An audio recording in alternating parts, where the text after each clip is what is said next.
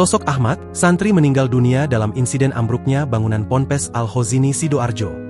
Polda Jatim merilis data sementara jumlah korban terdampak insiden ambruknya gedung 3 lantai Pondok Pesantren Al-Khozini Buduran Sidoarjo pada Senin, 29 September 2025, sore. Bidang Humas Polda Jatim mencatat data terakhir sejak pukul 19 WIB, terdapat 79 orang korban berhasil dievakuasi dari reruntuhan bangunan. Dari jumlah tersebut, 45 orang korban dirawat di RSI Siti Hajar Sidoarjo, dan 34 orang dirawat di RSUD Sidoarjo. Sementara itu, 1 orang korban yang dievakuasi ke RSI Siti Hajar Sidoarjo dikabarkan meninggal dunia. Korban meninggal tersebut bernama Ahmad Maulana Alfian Ibrahim 13 tahun, santri yang berdomisili di Kelurahan Bongkaran Kecamatan Pabean Cantikan Kota Surabaya.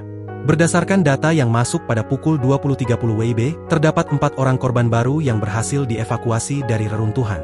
Keempat korban itu kini dievakuasi ke RS Delta Surya. Sehingga catatan terbaru menggenapi jumlah korban yang berhasil dievakuasi yakni sejumlah 83 orang. Petugas gabungan masih berupaya melakukan evakuasi maupun penyelamatan terhadap korban. Kami menduga masih ada korban yang berada di reruntuhan, ujar Kabid Humas Polda Jatim Kombes Pol Jules Abraham Abads, Senin, 29 September 2025, malam. Mengenai proses investigasi terhadap penyebab reruntuhan, Jules tak menampik hal tersebut.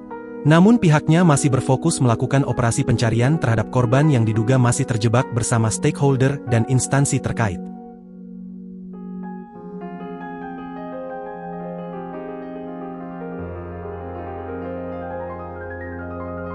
Download Tribun X sekarang, menghadirkan lokal menjadi Indonesia.